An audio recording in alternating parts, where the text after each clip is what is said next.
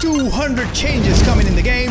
Get ready and let's check them out. Ultra responsive dribbling, a full career mode overhaul, and sweaty competitive presets that are going to turn Ultimate Team into absolute madness. Yeah, EA's gone big this year. FC 26 is here with a lot of excitement, and the number one feature is ultra responsive dribbling. Right, so EA is claiming dribbling this year is going to feel instant. None of that sluggish. Why did my player just take a heavy touch into the defender's kneecaps rubbish from FC 25? You flick the stick, they turn. You want a quick feint? Done. You want to chain 5 skill moves like you're playing Volta? The game will actually keep up. I'll believe it when I see it, but if this works, sweaty left stick dribblers are going to have the time of their lives, which means I'll hate them, but also be one of them. Smarter AI positioning. Finally, defenders who don't wander off like they've spotted a hot dog stand in row Z.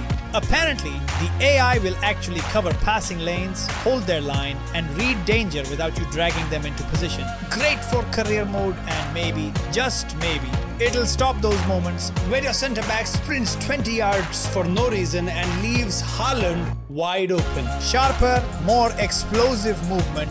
This one's about acceleration. You hit sprint, your player moves like they've actually got legs, not cement blocks. That first step matters, especially for a pace demon like Vinicius Jr. at Mbappe inside the game. No more winding up like you're towing a caravan. You touch the stick, you're gone. And yes, that also means we're going to see a lot more sweaty counterattacks. Good luck, defenders. Yo, goalkeepers this year are actually getting a brain. Keepers are finally learning how to play football. Better positioning, more natural animations, and apparently they can cut angles like a real human. No more diving under the ball or doing that weird slow flop. Of course, there's always the danger they turn into super keepers that save everything. But for now, I'm cautiously optimistic. Let's see. Tackles that don't betray you. You know when you win a tackle and somehow the ball bounces perfectly back to your opponent like it's magnetized? Yeah, EA says that's gone. Now the ball should actually clear into space or land at your feet. Imagine defending and actually being rewarded for it. What a concept. Finally, they added this into the game. And then, passing that doesn't take a year to register. Passing responsiveness is getting cranked up. None of that delay where you press pass and your player just stands there thinking about life choices. Finally, they understood that we required quicker passing. Damn. In FC 26, the ball should be zipping around the pitch with no hesitation. So if you want to play like Prime Barcelona, you can, just without the tax fraud. First touch control that doesn't ruin attacks. They're making first touches smarter. If you're under pressure, your player will take it tighter. If you've got space, they'll push it out to run onto. This means that your players will actually have a brain deciding what type of touch to take. Pretty smart, EA, pretty smart. Shielding that actually works. Finally, shielding might actually feel like protecting the ball instead of just waiting to be tackled. Big lads like Lukaku or Kane should be able to back into defenders, hold the ball up, and bring others into play without losing it instantly. The return of proper low-driven shots are back!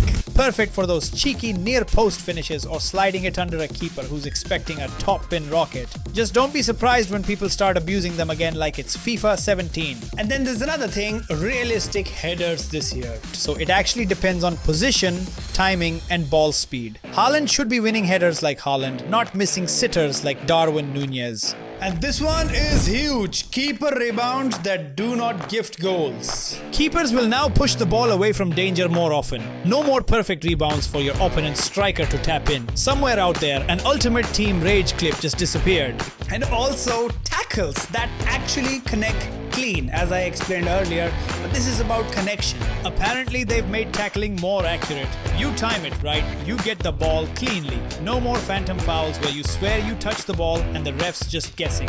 Next is smarter set piece assignments. You can now assign specific players to set piece roles without digging through 5 menus mid-game. No more pausing every corner to put your tallest player in the box. Common sense at last. First time pass timing. There's now a little window to hit the perfect first time pass. Nail it and your counter is flying. Miss it and you'll probably gift possession. And moving on to the HUD on your screen with foot preference and skills. The HUD will actually tell you if your player is left or right footed and their skill rating. No more guessing if your sub-winger can rainbow flick or not. you'll know exactly how to embarrass your opponent. Realistic goal-to-mouth scrambles. They're adding proper chaos in the box. Shots blocked, deflections, multiple players lunging at once. It's either going to look brilliant or it's going to be the glitchiest thing since invisible goalkeepers. And then crosses behaving like real crosses. In authentic mode, crosses will have proper curl, dip and weight, which means Trent's deliveries will finally look like Trent's deliveries. And no, I don't mean the defensive ones. Then we have fairer penalty system. Penalties are supposedly more balanced, so it's less about RNG and more about skill. Which means when you miss, it's 100% your fault. And yes, I will still blame EA. Okay, this one's interesting. They've reduced the input delay in the game. Input delay is gone. They've apparently improved the netcode, so your skill moves, passes and shots register faster online. If this works, that's half of Ultimate Team's anger issues solved right there. And tackles that let you keep the ball. They've adjusted tackling animations so you can actually keep the ball after winning it instead of instantly handing it back like you're doing charity work. Then we have the competitive preset, the one that we have for online play. So EA's basically decided to admit what we've all known for years. Online football is not the same as offline football, and trying to make them identical just ruins both. Competitive preset is their sweaty, high caffeine, let's go now mode. It's for FUT Champs, pro clubs, any ranked match where you want zero delay and maximum responsiveness. Passes zip like you're in a 5-a-side cage, dribbling cuts are razor sharp. And keepers do this too. Get it the hell away from my box, save style, instead of handing rebounds out like free seconds. Now don't get me wrong, this is going to create absolute monsters online. You're going to have that one guy who spams Elasticos at Mach 10 speed, and you won't even have time to blink before the ball's in your net. But if it means fewer matches where the ball feels like it's stuck in treacle, I'll take it. Because at least here, everything's tuned for sweaty efficiency. This is the FC26 equivalent of putting your game on turbo mode. Because everything they're engineering is for online. We have also got authentic preset for realism in offline modes. This is for the career mode grind merchants who want matches to feel like actual matches, slower build-up, proper midfield battles, defenders who don't just run off into midfield because the AI got bored, and set pieces that actually succeed or fail like in real life. It's the mode where you can take your time, pass it around the back four, switch play, and set up that perfect cross without feeling like the game is rushing you. But let's be real, the first time you play authentic after 20 straight games of competitive, you're going to think your players have just eaten 3 full English breakfasts before kickoff. It's slower, yes, but it's purposefully slower. And for offline immersion, it's about as close to real football as EA's dared to go in years. Let me tell you why the competitive preset is better inside the game compared to the authentic. Faster passing and smarter keeper rebounds in competitive. This is where competitive preset really flexes. The passing is lightning fast. 1 touch, 2 touch, straight into a first time through ball, and it's gone. It's going to make counter attacks absolutely terrifying because the ball moves as quickly as your brain wants it to. And the keepers, they've finally been told that palming the ball directly back to the striker isn't in the job description. Now they'll push it out wide, punch it away, or smother it. Of course, this means we're going to see a lot of counter attacks because clearances go to the wings. But honestly, it's better than the FIFA generic rebound tap-in goal. You know the one. What? Defenders holding shape in authentic gameplay. The defenders stay in their zones, track runs properly, and actually look like they've done a day of tactical training. Your fullbacks won't randomly bomb forward into midfield unless you tell them to. Your centre backs won't get dragged 15 yards upfield chasing shadows. This is going to make career mode defending feel so much more realistic. Less chaotic, more about forcing bad shots than pure last-ditch tackling. Basically, if you concede, you'll know it was either your tactical choice or you got beaten by actual good play, not because your AI suddenly had a brain meltdown. Realistic corner success rates in authentic. One of my biggest pet peeves in older FIFAs, corners were either completely useless or overpowered to the point every single one was a goal. Authentic mode is actually trying to match real-world percentages here, so you might get 1 good shot out of 10 corners, and that's it. This means you'll have to get creative, short corners, fake routines, back post, flick-ons. And when you do score from a corner in authentic, it's going to feel like a proper event, not just other spammable tactic. See, the goal mouth chaos scramble in authentic is also very different. Authentic is also leaning into the chaos when the ball is bouncing around the box. Instead of the ball magically locking to one player, you'll see proper deflections, double blocks, miss kicks, And those "how did that not go in" moments. Now, of course, it's EA, so there's a 50% chance the first month will be pure comedy glitches. Players falling over each other, the ball bouncing off someone's back into the net. But hey, that's part of the charm, right? Competitive preset is going to be mandatory for Ultimate Team and Pro Clubs. Keep that in mind. EA is not messing around here. If you're in FUT or Pro Clubs ranked modes, you have to use competitive preset. No switching to authentic to slow the game down and frustrate people. Everyone's on the same speed, the same responsiveness, the same sweaty settings. It's basically EA saying, if you want to be in the ring, you fight on our terms. And yeah, this means every game will be high octane madness. But that's the point. Authentic preset default in career and player career. Meanwhile, in offline land, authentic is the default. You start a career mode save, you're straight into realistic pacing and match flow. No faffing around in the menus to switch it. You can still change it if you're that weirdo who wants to play career like it's FUT Champs, but by default, it's immersion mode engaged. There's a distinct gameplay feel for each preset. This is the best thing about the presets. They feel different. Competitive is quick, twitchy, and skill heavy. Authentic is methodical, tactical, and patient. It's like having two separate games in one. Of course, switching between them will absolutely melt your brain for the first couple of days. 1 minute you're zipping passes like it's table football. The next, you're wondering why your striker takes 3 touches before shooting. Then we also have separate balancing for competitive versus authentic. And here's the magic bit. Patches for one preset won't mess up the other. Finally, we won't have that yearly moment where EA nerfs dribbling for FUT and suddenly your career mode feels like you're running through glue. They can tweak the online game without breaking offline, and vice versa. It's such an obvious thing. I don't know why it took them so many years to bring this in the game. Now moving on to live events. Apparently, live events are EA's shiny new toy for Ultimate Team this year. Think of them like seasonal mini competitions. Maybe one week it's score 10 goals with Bundesliga players. Another week it's only use 3-star players skillers from South America. They'll give you rewards, bragging rights, and of course, another reason to rebuild your squad for the 100th time. It's basically Ultimate Team's objectives, but on steroids.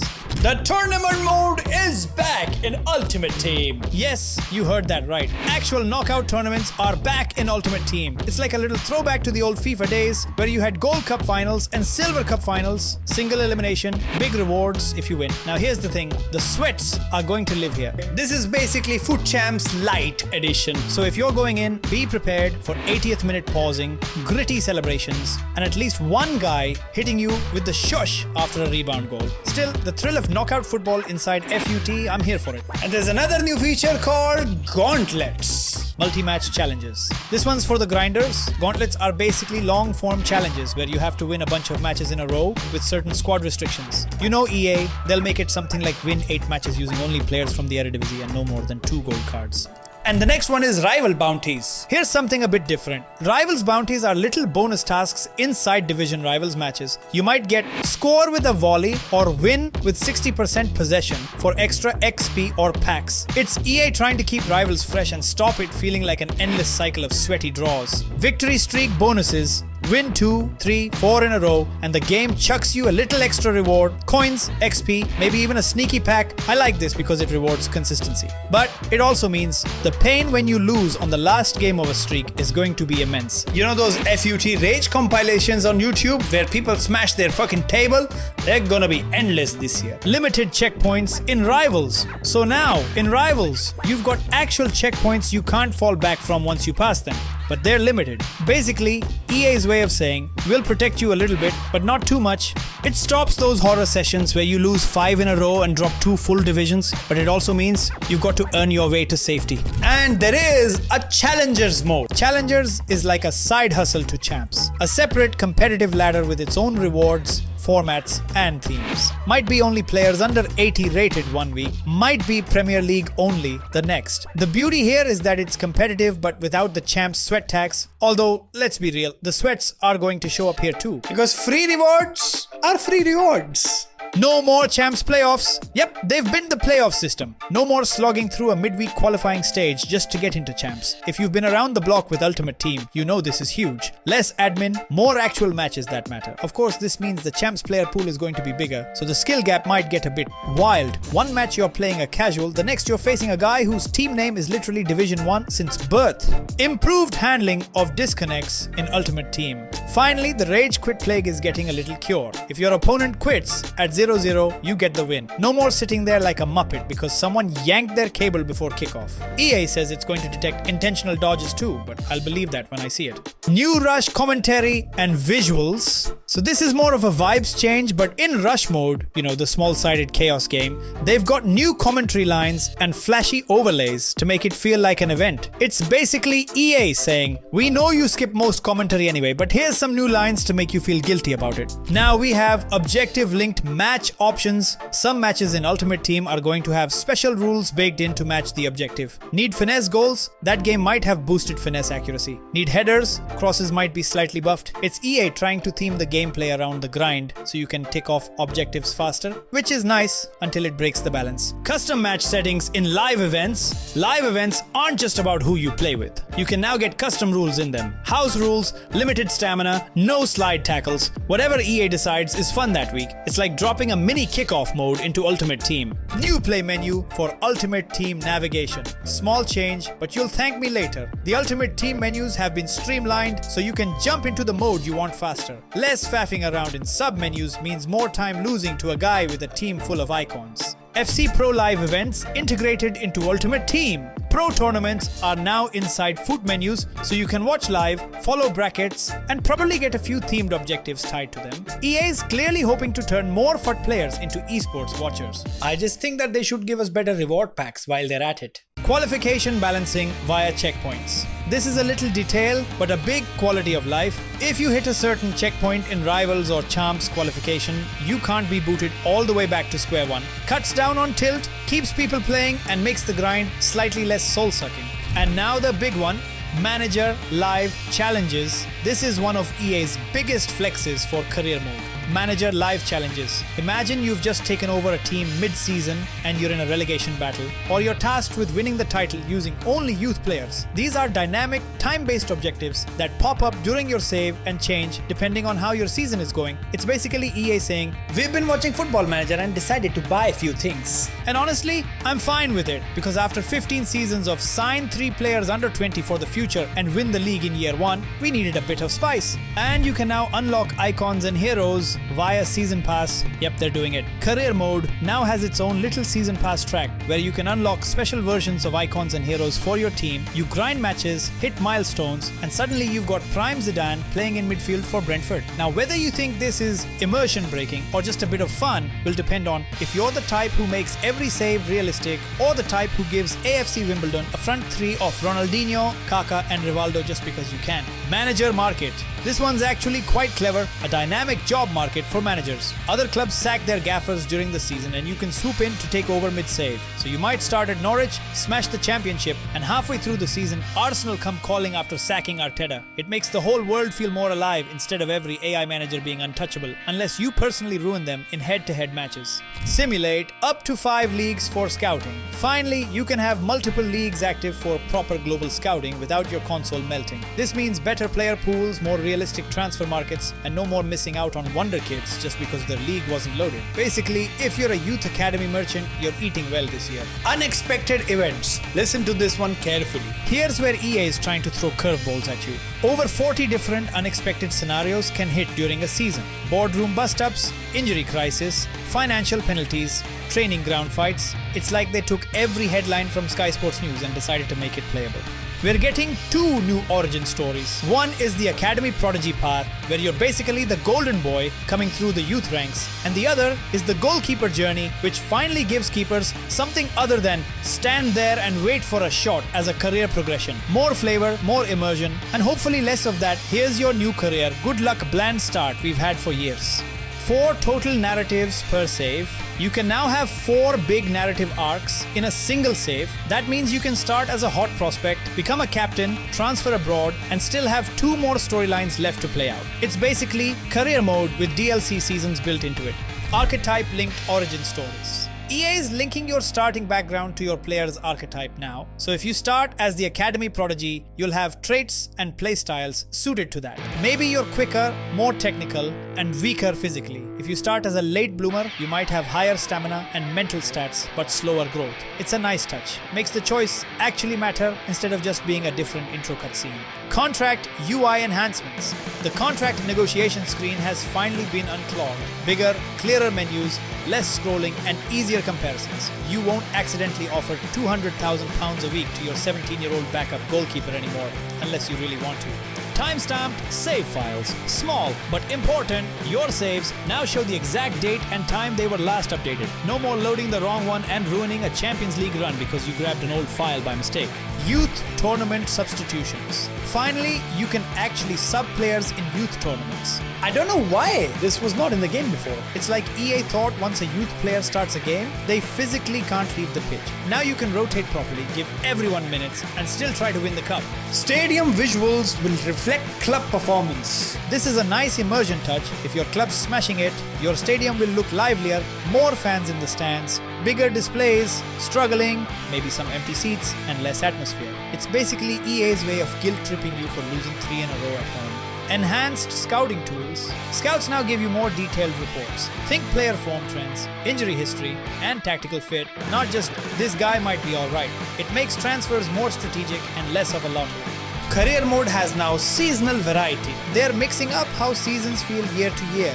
Fixture congestion, weather conditions, mid-season tournaments, even AI transfer behavior will change, so every save doesn't feel identical. It's subtle stuff, but if it works, it could be the thing that keeps people playing longer instead of bailing after 2 seasons. Social media integration in narratives. Your player or manager now gets fake social media chatter around big moments like fans buzzing after a debut goal or losing their minds after a bad result. It's fluff, sure, but it's fun fluff, and it helps build that connection to the world.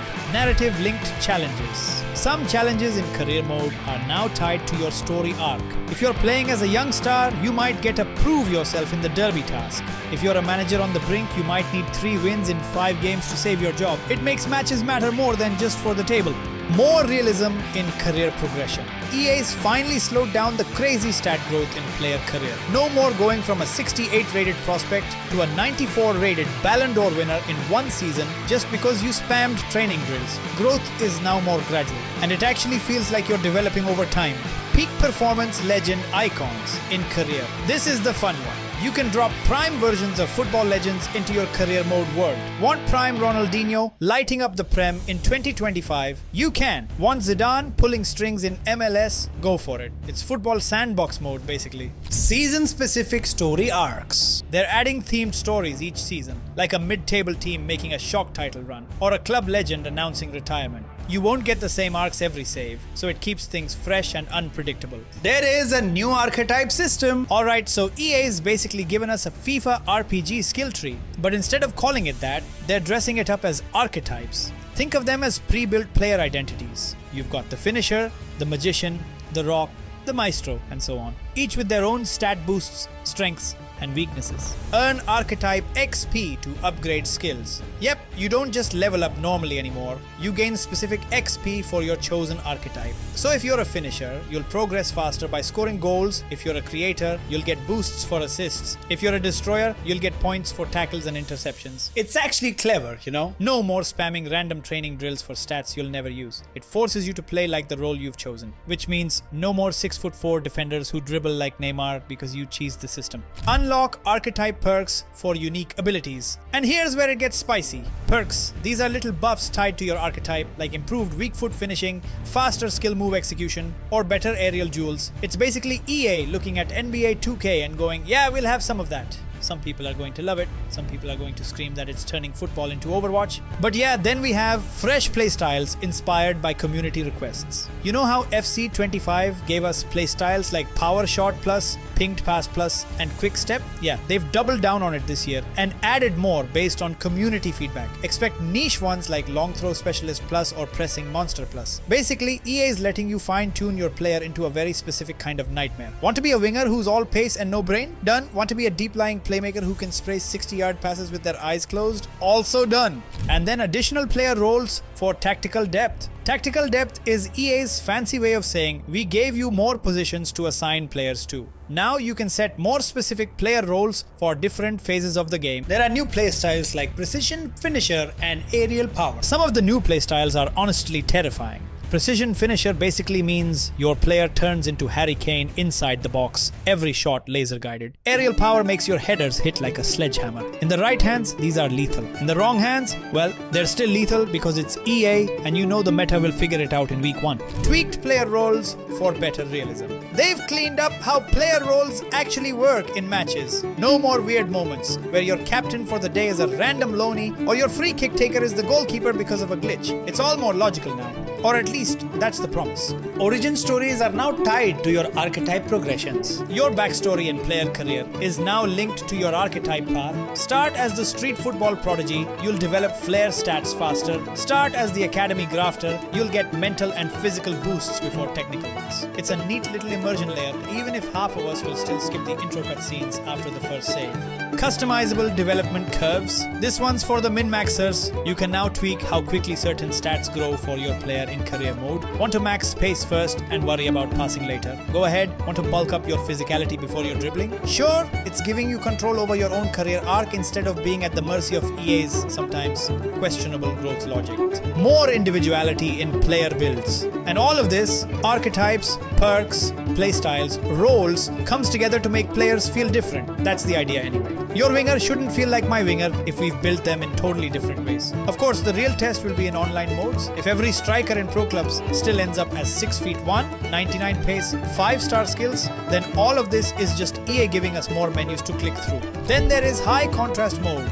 Finally, EA is doing something for the players who struggle with visibility. High contrast mode basically turns the pitch into an easy to read, color boosted playground. Player outlines pop more, UI elements stand out, and you'll be able to tell your left back from the opposition's winger in a split second. Pitch saturation adjustments. You can now tweak how bright and colorful the grass looks. Sounds tiny, but it's a game changer for immersion. Want your Sunday League mud bath vibes? Tone it down. Want the cartoon green turf of a Champions League night? Crank it up. If nothing else, this will finally stop people moaning on Twitter that their favorite stadium looks too dull or too fake. Now we have expanded subtitles and localization options. This is a big one for accessibility and global players. Subtitles now support multiple sizes, colors, and backgrounds. You can also mix commentary languages for that authentic broadcast vibe. Imagine playing a La Liga match with Spanish commentary lines, even if your main menus are in English. Feels proper. Also, they have added skill moves simplification. Not everyone can chain 6 skill moves in a row without tying their thumbs in knots. EA's added an optional control mode that makes skill moves simpler to pull off, perfect for newcomers or for career mode players who want flair without memorizing half the manual. I can already hear the FUT purists screaming skill gap, but for casuals, this is a win. Toggle stadium and player shadows. Alright, this one I'm hyped about. You can now toggle off those ridiculous over-dramatic shadows that sometimes make the ball completely disappear in certain stadiums. You know the ones where one half of the pitch is in blinding sunlight and the other is a black hole. Goodbye to those matches where you're playing on guess where the ball is difficulty. Streaming stadium, facades and ambience enhancements. Stadiums have more life now. You'll see exterior shots streaming in real time. Before matches with proper fan chatter, police presence and ambient noise. It's a little thing, but it makes loading into matches feel like part of the event instead of just waiting in silence for the ref to blow the whistle. New lighting and weather effects. EA's done their annual. The lighting is better this year, we promise speech. But I will admit, the previews look crisp. Evening matches have that orange glow, rainy nights look heavier, and winter games actually look cold. Snow doesn't just look like sugar sprinkled on the pitch anymore. It feels like a proper blizzard. In-game goal overlay with shot count. This is pure broadcast presentation. When you score, you get an overlay showing your shots on target and goals so far. It's a small touch, but it's the kind of stat nerd detail that makes a career mode save feel like you're watching match of the day. Dynamic camera angles. You can now choose from more broadcast style angles, including a lower, tighter TV cam and a wider tactical cam with more zoom control. Some of these are gorgeous for immersion, but if you're playing Ultimate Team, you'll probably stick to the standard zoomed out sweat scope. Mix and match commentary teams. Instead of being locked into one commentary duo, you can mix voices. Want Derek Ray with Stuart Robson one day, then switch Robson for a guest pundit the next? You can. It's fluff, but hey, at least you won't hear the exact same goal line every single game for 10 months straight. He's got the goalkeeper out and he scored! Over 20,000 licensed players. EA is still holding the crown here. Over 20,000 real-life players, fully licensed. From the obvious Mbappés and Messis to some 63 rated centre-back in the Polish second division that you've literally never heard of until he becomes your Road to Glory career mode cult hero. This is the part where Konami just stares at the wall in silence. And 35 plus leagues fully licensed. From the Premier League to the Saudi Pro League, they've got 35 plus leagues locked in with all the proper badges, kits and stadium names. It means no more fake North London Red or Madrid Chamartin B nonsense. Well, unless you're talking about Juventus, in which case EA is still not invited to the licensing party. UEFA, Copa Libertadores and more. Champions League nights under the lights. Yep, Copa Libertadores finals in South America. Also, yep, the full UEFA package with proper branding, trophy lifts and music is still here. And honestly, that theme song alone adds 5% extra sweat to every game you play in Europe. Nintendo Switch 2 gets the real game. For the first time in forever, the Nintendo version isn't a legacy edition scam. Switch 2 gets the full FC26 experience. No more outdated kits, no more missing modes, no more being a generation behind. If you're a handheld grinder, this is massive. Multiple iconic stadiums are also added. We're talking freshly scanned stadiums across different leagues, from classic grounds in Europe to massive new builds in the Middle East. The beauty here is you're going to load into career mode away days and actually recognize the stands, not just another copy-paste template. Google Earth-style stadium intros. Before some matches, you'll now get this gorgeous fly-in shot from above the city straight into the stadium. Think Google Earth meets Sky Sports. It's pure presentation fluff, but when you're playing a Champions League knockout, it adds that extra bit of drama before kickoff. Immersive fan zones, mascots and atmosphere. EA's leaning harder into matchday vibes. You'll see mascots walking out with players, fans waving massive flags in the stands, even little details like flares and tifos for big derbies. It's all cosmetic, sure, but it's the kind of thing that makes you smile when you see it in career mode. You are getting pre-order loyal discounts for FC25 and FC24 owners. Bit of a cheeky one. If you owned FC24 or FC25, you get a discount on FC26. EA acting like they're doing us a favor for buying the game every single year without fail. Still, money off is money off. And you already know you're buying it anyway. FC Pro Live events, blending clubs, and Ultimate Team. This one's a little sneaky. EA is connecting their competitive esports tournaments directly into the game menus so you can watch matches live, follow the standings, and even complete little challenges tied to them. Imagine watching some pro in clubs score a banger and then immediately getting an objective like score 3 finesse shots for a pack. It's clever, partly because it's fun and partly because it's just more ways to keep you glued to the game. More corner kick assignments. Flexibility. You can now set multiple players as preferred corner takers. So if your first choice guy gets subbed off, the game doesn't randomly send your center back to take it. This was one of those why was it already in the game changes. But hey, better late than never. No more Harry Maguire swinging in crosses when he should be on the receiving end.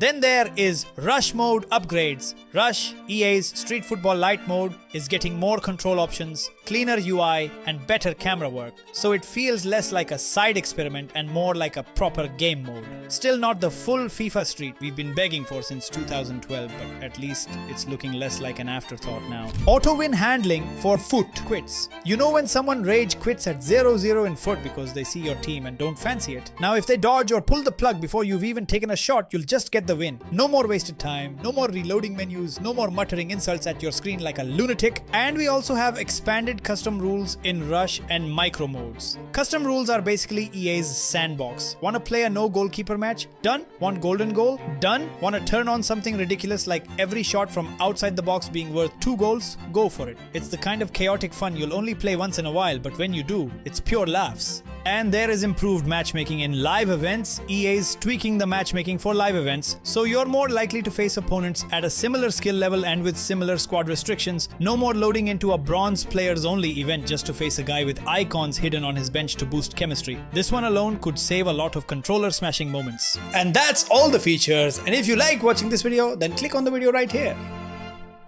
Click on it. Click on it. Click on it.